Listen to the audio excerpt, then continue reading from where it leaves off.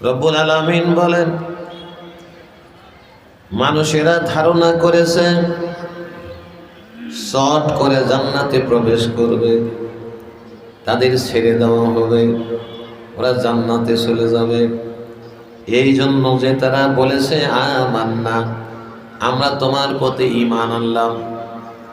ও বোনেরা, ঈমান তো ফেরাউনও এনেছিল, কিন্তু ফেরাউনের ঈমান তো আল্লাহ গ্রহণ করে নাই। এই জন্য শুধুমাত্র এই ঘোষণা দিলেই আল্লাহ পাক তাকে ছেড়ে দেবেন না। ওয়াহুম লা ইফতানুন। আল্লাহ বলেন, আমি পরীক্ষা করব, বিনা পরীক্ষায় কাউকে ছেড়ে দেব না। আল্লাহ পাক অন্য জায়গায় বললেন সূরা আল বাকারা, ওয়ালানাবলুওয়ান্নাকুম বিশাইইম মিনাল খাউফি ওয়াল জু'i ওয়া নাকসিম মিনাল আমওয়ালি ওয়াল আনফুসি ওয়াস সামারাত ওয়া বাশশিরিস সাবিরিন। রব্বুল আলামিন বলে দিলেন, ঈমান আনার পরে আমি 5টা জিনিস দিয়ে তাদেরকে পরীক্ষা করব। পয়লা নম্বর হলো খৌফ, ভয় ভীতি দিয়ে। কিসের ভয়? ভয় দেখাবে। এবার যদি কেউ, কোন মহিলা বাড়িতে বাড়িতে ভোট চায়, তাহলে ঘাড়ে ধাক্কা দিয়ে বিদায় করা হবে। তালিম যদি কেউ আমাদের বাড়ি ঢোকে, তাদের বেঁধে রেখে দিবে। ভয় শুরু হলো। এই ভয় দিয়ে ইসলাম থেকে দূরে রাখার চেষ্টা করবে, যেমনটি আরব জাহানে করেছিল তারা। আম্মাজান সুমাইয়া রাদিয়াল্লাহু তাআলা আনহা, তার সঙ্গে যে আচরণ করেছিল আরবরা, সেই আচরণ আজকেও ইসলাম বিরোধী শক্তি করতে চায়। ভয় দেখায়। যদি তোমরা ইসলামের পক্ষে অবস্থান নাও, আমরা যদি ক্ষমতায় আসতে পারি, একটা একটা করে সব জেলের মধ্যে পুরে দেব, ভরে দেব। ও বোনেরা, মায়েরা, আমাদের পূর্বসূরি যারা ছিলেন, তারা আমাদেরকে যে পথ দেখিয়েছেন, এই পথের বাইরে আমরা যাব না। এই পথ অনুসরণ করে আমরা আল্লাহর জান্নাত পর্যন্ত পৌঁছে যেতে চাই। আল্লাহর জাহান্নাম থেকে মুক্তি পেতে চাই। আল্লাহর কাছে দোয়া করি, আল্লাহুম্মা ইন্না নাসআলুকাল জান্নাতা ওয়া নাউযু বিকা মিনান নার। আল্লাহুম্মা ইন্না নাসআলুকাল জান্নাতা ওয়া নাউযু বিকা মিনান নার। আল্লাহুম্মা ইন্না নাসআলুকাল জান্নাতা ওয়া নাউযু বিকা মিনান নার। রাসূল সাল্লাল্লাহু আলাইহি ওয়াসাল্লাম বলেন, কোন ঈমানদার বান্দা বান্দি যদি দোয়া 3 বার তেলাওয়াত করে, জান্নাতের জবান খুলে দেওয়া হয়। জান্নাত তখন বান্দা বান্দির পক্ষে সুপারিশ করে আল্লাহর কাছে, আল্লাহ, তোমার বান্দা, তোমার বান্দি তোমার কাছে জান্নাত সে 3 বার, তোমার বান্দা বান্দিকে জান্নাত দিয়ে দাও। সুবহানাল্লাহ। আমার মা এবং বোনেরা, এই জন্য পয়লাই ভয় আসবে। ঈমান আনার পরে ভয় দেখাবে কারা? ভয় দেখাবে কাফের মুশরিকেরা, ভয় দেখাবে মুনাফিক গোষ্ঠী, ভয় দেখাবে খোদাদ্রোহী শক্তি, ভয় দেখাবে তাগুতি শক্তি। যারা ইসলাম পছন্দ করে না, ইসলাম দুনিয়ায় প্রতিষ্ঠিত হোক, এইটা যারা চায় না, তাদের পক্ষ থেকে ভয় আসবে, ভীতি আসবে। ভয়কে জয় করে আমরা সামনে চলে যাব ইনশাআল্লাহ। ভয়কে জয় করব। ইমানদার যারা, তারা তো ভয় পায় না। আল্লাহ পাক রব্বুল আলামিন তিনি তো আমাদেরকে বললেন, ওয়ালা তাহিনু ওয়ালা তাহজানু ওয়া আনতুমুল আ'লাউনা ইন কুনতুম মুমিনিন। রব্বুল আলামিন বললেন, ভয় পেও না। নারী এবং পুরুষ সবাইকে নির্দেশ দিলেন তিনি হলেন আল্লাহ। তিনি সর্বময় ক্ষমতার অধিকারী। ওয়া রব্বে কারীম, আরশে আজিমের যিনি মালিক, যিনি জান্নাতের মালিক, তিনি বলে দিলেন, তোমাদের ভয় নাই, হীনবল হয়েও না, ওয়ালা তাহজানু, চিন্তিত হয়েও না, তোমরাই বিজয়ী হবে যদি তোমরা মুমিন হতে পারো। এই জন্য বোনেরা, ঈমান আনার পরে আমাদের পয়লা নম্বর পরীক্ষা আসবে ভয় ভীতি। ফিলিস্তিনের বোনদের কি অবস্থা বোনেরা, সে অবস্থা তো সারা দুনিয়ার কোথাও সৃষ্টি হয় নাই। মায়েদের ইজ্জত চলে যাচ্ছে রাতের আঁধারে, দিনের বেলায়। স্বামী, ভাই, বোন, বাবা মা সামনেই চলে যাচ্ছে, মৃত্যুর কোলে ঢুলে পড়ছে।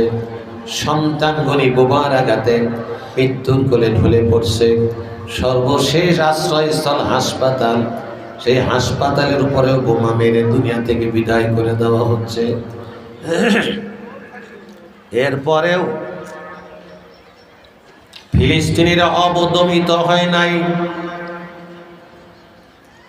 তারা লড়াই সংগ্রাম চালিয়ে যাচ্ছে, একটার পর একটা জীবন দিয়ে যাচ্ছে। প্রতিদিন 70, 80, 100, 200 জীবন দিচ্ছেন, পিছপা হয় নাই। কারণ ইমানদার যারা, তারা জানে মরলে শহীদ, বাঁচলে গাজী। যদি মরে যাই তাহলে শহীদ হয়ে যাব, আর যদি বেঁচে থাকি গাজীর মতো বেঁচে থাকব। আর যখন মরে যাব ইমানের উপর হাসতে হাসতে আল্লাহর জান্নাতে চলে যাব। কারণ আমরা অবলম্বন করেছি আল কোরআন। আমাদের অবলম্বন হলো আমাদের রব্বে কারীম। আমাদের অবলম্বন হলো মুহাম্মাদুর রাসূলুল্লাহ। আমাদের কোনো তো ভয় নাই, কারণ আজ হোক কাল হোক দুনিয়া থেকে বিদায় গ্রহণ করতেই হবে। না যাওয়ার তো কোনো কারণ নাই। কেউ আপনাকে আমাকে জিজ্ঞেস করবে না। মালাকুল মউত আস্তে করে ধরে আমাকে কবরে নিয়ে যাবে টেনে টেনে। ও মায়েরা, বোনেরা, এই জন্য শুধু দুনিয়া দুনিয়া করে পাগল হলে লাভ নাই। সংসার সংসার করে পাগল হলে লাভ নাই। ঝুলির মধ্যে কিছু নিয়ে যাওয়া লাগবে, তার নাম হলো নেকামল। এই নেকামলের সবচেয়ে বড় নেকামল হলো দাওয়াত পেশ করা। ওমান আহসানু কাওলাম মিম্মান দাআ ইলাল্লাহ ওয়া আমিলা সালিহান ওয়া ক্বালা ইন্নানী মিনাল মুসলিমিন। মা এবং বোনেরা, পয়লা নম্বর পরীক্ষা হলো ভয় দিয়ে।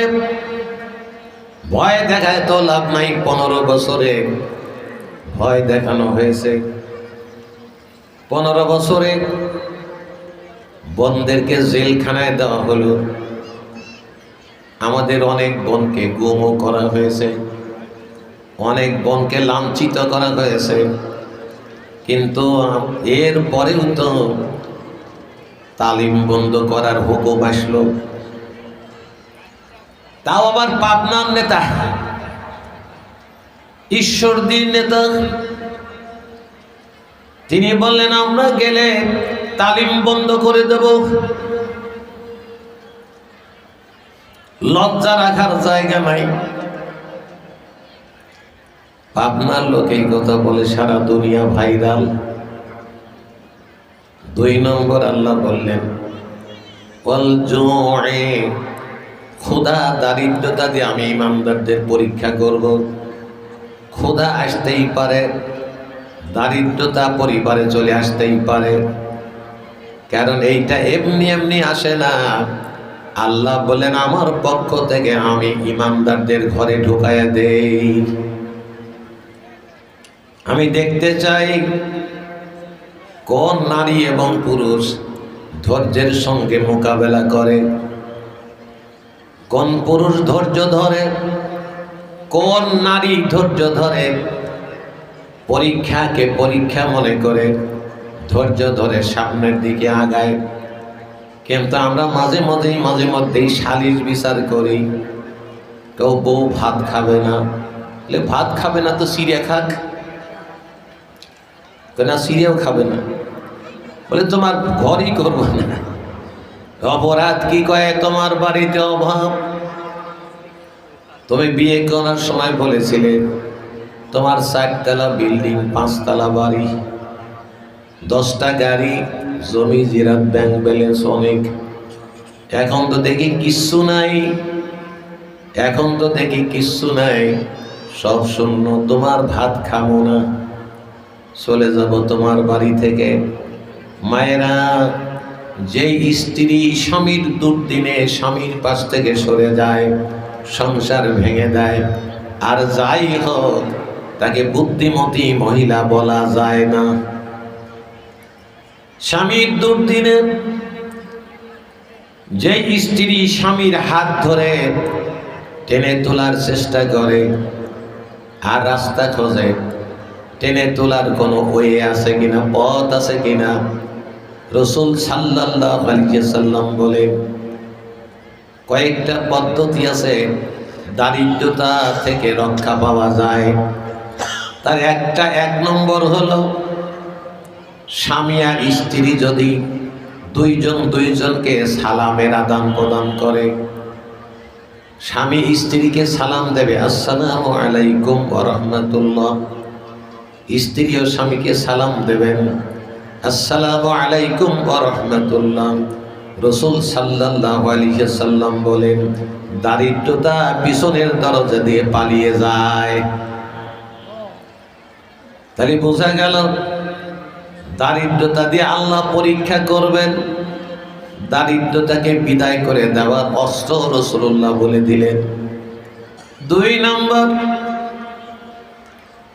নামাজ আদায় করে, নফল নামাজ পড়ে স্বামী আর স্ত্রী পাশাপাশি বসবেন, আল্লাহর দরবারে দোয়া করবেন, ইয়া রাজ্জাকু যুল কুওয়াতিল মাতিন, ইয়া রাজ্জাকু যুল কুওয়াতিল মাতিন, ইয়া রাজ্জাকু যুল কুওয়াতিল মাতিন। এই দোয়া পড়তে থাকবেন বোনেরা, মায়েরা, দেখবেন আল্লাহ তাআলা বাড়ি থেকে অভাব দূর করে দিয়েছেন। অভাব সম্পর্কে বলতে গিয়ে রাসূল বলেন দারিদ্রতা মানুষকে কুফুরির দিকে নিয়ে যায়। দারিদ্রতা যখন এসে যায়, অভাবের স্বভাব নষ্ট, পরিবারের সবাই পায় কষ্ট, সেটার নাম হলো অভাব। অভাব দিয়ে আল্লাহ পরীক্ষা করেন। রব্বুল আলামিনের প্রতি ধৈর্য ধারণ করে, অভাবকে অভাব মনে করে যেই মহিলা ধৈর্য ধারণ করে, যেই ভাই ধৈর্য ধারণ করে, পুরুষ ধৈর্য ধারণ করে, আল্লাহ পাক রব্বুল আলামিন তার ঘর থেকে আস্তে করে অভাব নামক এই আপনার আলামত সরিয়ে নেন। ও বোনেরা, মায়েরা, আল্লাহ পাক রব্বুল আলামিন 3 নম্বরে বললেন ওয়া নাকসিম মিনাল আমওয়াল। ব্যবসা ছিল বড়, হঠাৎ করে মালে ধস ধরেছে, আল্লাহ মাল কমায় দেবেন, মালে কমতি পড়ে যাবে, টান ধরবে, এদিকে হাতায় ওদিকে হাতায়, লোন নেয় ব্যাংক থেকে, সোনালী রূপালী পুবালি টুপালি যত ব্যাংক আছে সবগুলি থেকে লোন নেয়, তাও কাভার করতে পারে না, ধস ধরে গেছে। আল্লাহ পাক রব্বুল আলামিন বলেন আমি এটা দিয়ে বান্দা বান্দিকে পরীক্ষা করি, পরীক্ষা করব কিয়ামত পর্যন্ত। এই জন্য যারা ঈমানদার তারা বুঝতে পারবে আল্লাহর পক্ষ থেকে এটা পরীক্ষা। এই পরীক্ষার সময় ধৈর্য ধারণ করে সেটার মোকাবেলা করার চেষ্টা করতে হবে, আল্লাহর রহমত কামনা করতে হবে, আল্লাহর কাছে চাইতে হবে, অন্য কারো কাছে চাইয়ে কোনো লাভ নাই। বলবেন ভাইজান চাবো কখন? চাবার সবচেয়ে উত্তম জায়গা হলো নফল নামাজে সিজদায় পড়ে। নফল নামাজ পড়ে সিজদায় পড়ে যাবেন, কাঁদবেন আল্লাহর কাছে, কাঁদাকাটি করবেন, দেখবেন আল্লাহ পাক রব্বুল আলামিন আপনার ব্যবসা আবার পুনরায় স্বাভাবিক করে দিবেন। 4 নম্বর ওয়ালা আনফুসি, জীবন দিয়ে পরীক্ষা করা লাগবে। যেমন পরীক্ষা দিয়েছিলেন বিশ্বনবী মুহাম্মদুর রাসূলুল্লাহ, জীবনের প্রতি একটা একটা করে আঘাত এসেছিল, সাহাবায়ে কেরামের জীবনের প্রতি একটার পর একটা আঘাত এসেছিল। ইতিহাস আমাদের জানা আছে, হযরত খাব্বাব রাদিয়াল্লাহু তাআলা আনহু, হযরত খুবাইব রাদিয়াল্লাহু তাআলা, আম্মার রাদিয়াল্লাহু তাআলা আনহু, সুমাইয়া রাদিয়াল্লাহু তাআলা আনহা, এরকম হাজারো নারী পুরুষ যাদের জীবনে অত্যাচার স্টিম রোলার নেমে এসেছিল। এই পরীক্ষা, জীবনের পরীক্ষা তারা দিয়েছিলেন, আমাদের জীবনের উপরেও পরীক্ষা চলে আসতে পারে। আর এই পরীক্ষা যারা নেবেন, যারা আক্রমণ করার জন্য ভয় দেখান, তারা ইসলাম বিরোধী শক্তি, ইসলামকে যারা পছন্দ করে না, ইসলাম প্রতিষ্ঠিত হোক তাও যেমন চায় না। কারণ ইসলাম যদি প্রতিষ্ঠিত হয়, গাঁজা বন্ধ, ঘুষ বন্ধ, মদ বন্ধ, চাঁদাবাজি বন্ধ, দুর্নীতি বন্ধ, রাহাজানি বন্ধ, জমি দখল বন্ধ, টেম্পো স্ট্যান্ড বন্ধ, সব স্ট্যান্ড বন্ধ, এখন যাবে খন্ড। এই ভয় তাদের মধ্যে চেপে বসল। আর ইসলাম যদি কখনো চলে আসে তাহলে আমাদের তো খাওয়া নাই, যেমনটি বলেছিল আবু জেহেল, আবু লাহাব। মুহাম্মদ যদি প্রতিষ্ঠিত হয় আমরা শেষ। বাংলাদেশে ইসলাম যদি প্রতিষ্ঠিত হয় তাহলে আমরা শেষ। তাহলে তালেব মন্ডলের গাড়ি বহরে মারো হামলা, বেটাক মারো গুলি, দুনিয়া থেকে সরাও,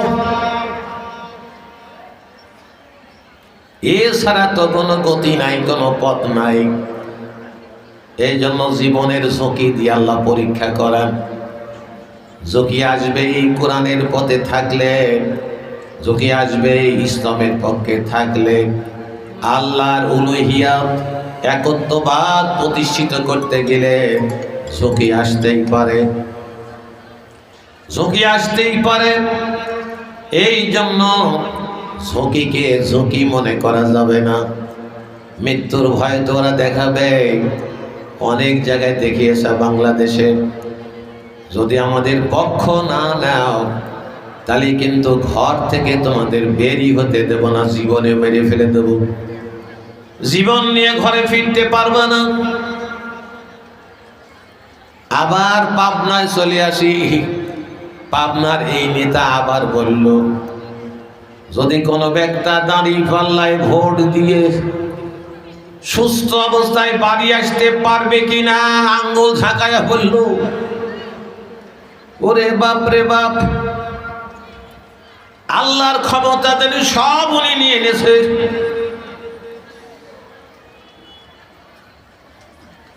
একটি স্বাধীন দেশে স্বাধীন নির্বাচন কমিশনে মানুষ স্বাধীনভাবে ইসলামের পক্ষে মতামত পেশ করবে, তাতেও যদি জীবনের ঝুঁকি আসে, হত্যার হুমকি আসে, আল্লাহ বলেন এটা আসবেই। আর যারা এই হুমকি দেবে তারা হলো আবু জেহেলের ছেলা পেলা, ওরা হলো আবু জাহালের গোষ্ঠী, আবুল আহাবের বংশধর, ওরা হলো জাহেলিয়াতের ধ্বজাধারী। ইসলামের বিরুদ্ধে যত শক্তি পৃথিবীতে আজ পর্যন্ত প্রতিষ্ঠিত হয়েছে তারা সেই গোষ্ঠীর সমর্থক ক্রীড়ানক। এই জন্য বোনেরা মায়েরা, ভয়ের কোনো কারণ নাই। পাবনাবাসী, ভয়ের কোনো কারণ নাই। আল্লাহ বলেই দিলেন এটা হলো আমার পক্ষ থেকে পরীক্ষা, এটা হলো আমার পক্ষ থেকে পরীক্ষা। 5 নম্বরের পরীক্ষা হলো ওয়াস-সামাওয়াত। আল্লাহ বললেন আমি কৃষকদেরকে অনেক সময় পরীক্ষা করি। লিচু গাছে ফুল আসে কিন্তু লিচু নাই, আম গাছে মুকুল আছে কিন্তু আম নাই, ডাব গাছে ডাবের ফুল আছে কিন্তু ডাব নাই। মাঝে মধ্যে ফল শূন্য করে দিয়ে আমি আমার বান্দাদের পরীক্ষা করি। বোনেরা, আল্লাহ এই কথা বললেন কারণ হলো আরব জাহানের সবচেয়ে বড় ফসল হলো খেজুর গাছ।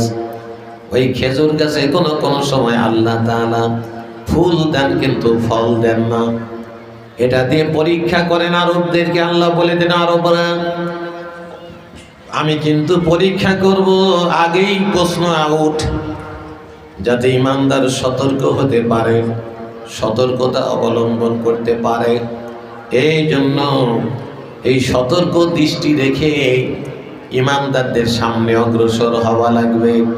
আল্লাহ 5টা জিনিস দিয়ে পরীক্ষা করবেন, তা কোরআনে কারিমে সূরা বাকারার মধ্যে আল্লাহ তাআলা বলে দিয়েছেন। এই জন্য আল্লাহ আমাদেরকে বললেন, আহাসিবান নাসু আইয়ুতরাকু আইয়াকুলু আমান্না ওয়া হুম লা ইফতানুন।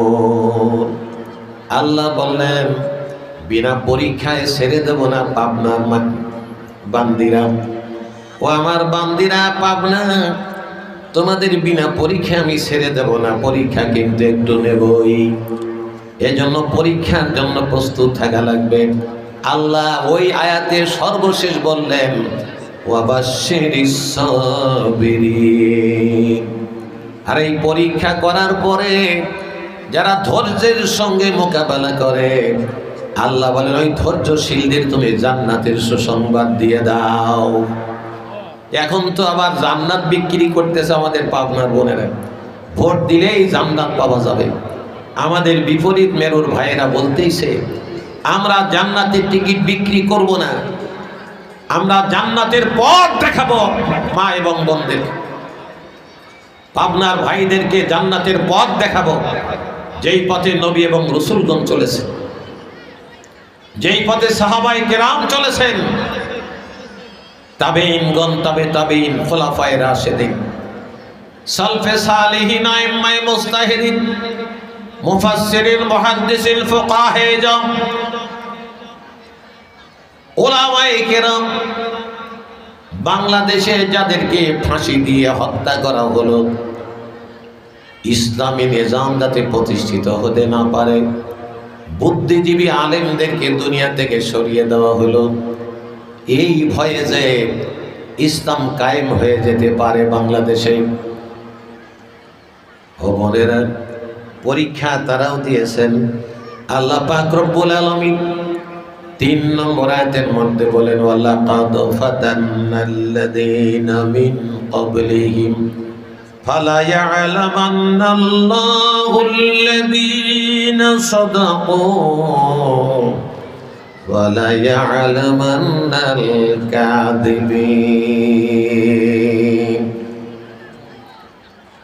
রব্বুল আলামিন বলে দিলেন, পাবনার বোনেরা মায়েরা, ও আমার বান্দিরা, তোমাদের শুধু পরীক্ষা আমি করি নাই, তোমাদের শুধু পরীক্ষা করব না, 2 ভাবেই যদি বলা যায়। আল্লাহ বলেন, তোমাদের পূর্ববর্তী জাতিদেরকেও আমি পরীক্ষা করেছি, বিনা পরীক্ষায় ছেড়ে দেই নাই। আম্মা জান মা আসিয়া আলাইহিস সালাম, তার উপরে কি টর্চার চলেছে। পৃথিবীর সর্বকালের সর্বশ্রেষ্ঠ জালেম শাসক, যিনি নিজেকে রব বলে দাবি করেছিল, আনা রব্বুকুমুল আ'লা। ফেরাউন সর্বকালের সর্বশ্রেষ্ঠ জালেম। পৃথিবীতে কালে কালে এরকম জালেম আবির্ভাব ঘটেছে। আমরা সর্বশেষ জালেম দেখলাম বাংলাদেশে শেখ হাসিনা। এত বড় জালেম বাংলাদেশে আর কখনো আমরা দেখি নাই। এর চাইতেও বড় জালেম ছিল ফিরআউন।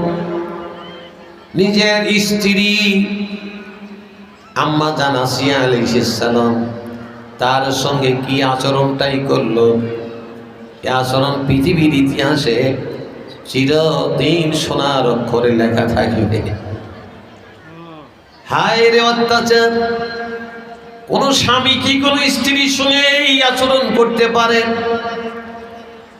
কিন্তু পক্ষান্তরে আম্মা জান আসিয়া আলাইহিস সালাম কি আচরণ তার সঙ্গে করেছিলেন। একজন স্ত্রী সতী সাধবী রমণী তার স্বামীর সঙ্গে যে আচরণ করতে পারে, যেটা করা উচিত, সেটাই তিনি করেছিলেন। সেটাও সোনার অক্ষরে লেখা আছে। 1 চুল পরিমাণও খেদমতের অভাব করেন নাই, কারণ তিনি ঘোষণায় দিয়েছিলেন, ইন্নী আখাফুল্লাহ।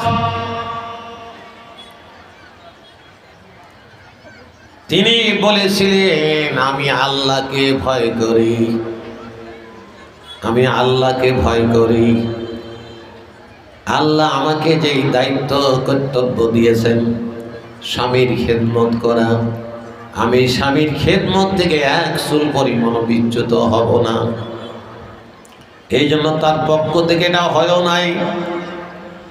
আল্লাহ পাক রব্বুল আলামিন খুশি হয়ে ইমরাতা ফেরাউন, ফেরাউনের স্ত্রীকে আল্লাহ কোরআনে জায়গা করে দিয়েছেন,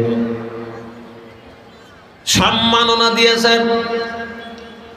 পৃথিবীতে কোনো মানুষ যখন প্রতিযোগিতায় বিজয়ী হয়, সংস্থা তাকে সম্মাননা প্রদান করে, রাষ্ট্র সম্মাননা দেয়, প্রতিষ্ঠান সম্মাননা দেয়। আর এই সম্মাননা যিনি দিলেন তিনি হলেন জান্নাতের মালিক, তিনি হলেন আরশে আজিমের মালিক, তিনি হলেন কাবার মালিক, তিনি হলেন কোরআনের মালিক, আসমান এবং জমিনের মালিক। তিনি তাকে এই সম্মাননা দান করেছেন। এতে আর বোঝার তো বাকি থাকলো না যে আল্লাহ তাআলা জান্নাতি বান্দি হিসাবে তাকে কবুল করে নিয়েছেন। ও মায়েরা বোনেরা, আল্লাহ পাক রব্বুল আলামিন পূর্বে বহু জাতিকে পরীক্ষা করেছেন। কওমে আদ, কওমে সমুদ, কওমে লূত, কওমে নূহ, কওমে হুদ, কওমে মূসা, কওমে ইব্রাহিম, কওমে ঈসা। বহু জাতিকে আল্লাহ পরীক্ষা করেছেন। ইব্রাহিম খলিলুল্লাহকে আল্লাহ পরীক্ষা করেছেন 300 বার। ইব্রাহিম খলিলুল্লাহ আল্লাহর পরীক্ষায় তিনি পাশ করেছেন। এই পরীক্ষা আমাদেরকে কেন আল্লাহ উল্লেখ করলেন? ইব্রাহিমের মতো যদি পরীক্ষা কখনো নেমে আসে, তাহলে কি আমরা দুনিয়ায় থাকতে পারবো, বাংলাদেশে থাকতে পারবো? ও মায়েরা, ধরুন তো, যদি এই পরীক্ষা জারি থাকতো, নমরুদ যেই পরীক্ষা নিয়েছিল ইব্রাহিম আলাইহিস সালামের আগুনের মধ্যে নিক্ষেপ, ও বোনেরা বলবেন, হুজুর আমাদের দেশে কি পরীক্ষা আসতে পারে না? কেন আসবে না? জুলাই 2024, এই 2024 জুলাই আমরা দেখেছি বাংলাদেশের সবচেয়ে বড় জালেম রিক্সা ভ্যানের উপর লাশ তুলেছে, আর এই লাশগুলি মিশে আগুন ধরায় দিয়ে লাশ পুড়িয়ে দিয়েছে। কত বড় পাষণ্ড হলে কাজ করা যায়? নমরুদের ইতিহাস পুনরাবৃত্তি করেছে ওরা বাংলাদেশে। লাশ পুড়িয়ে দিয়েছে, জীবন্ত মানুষকে আগুনের মধ্যে নিক্ষেপ করে দিয়েছে। যেই কাজটি করেছিল নমরুদ, ইব্রাহিম আলাইহিস সালামের সঙ্গে যেই কাজটা করেছিল, আজকেও কিন্তু সেই কাজই হচ্ছে। বলুন তো দেখি, আমাদের কপালেও এমনটি যদি চলে আসে, আমরা কি পিছপা হব?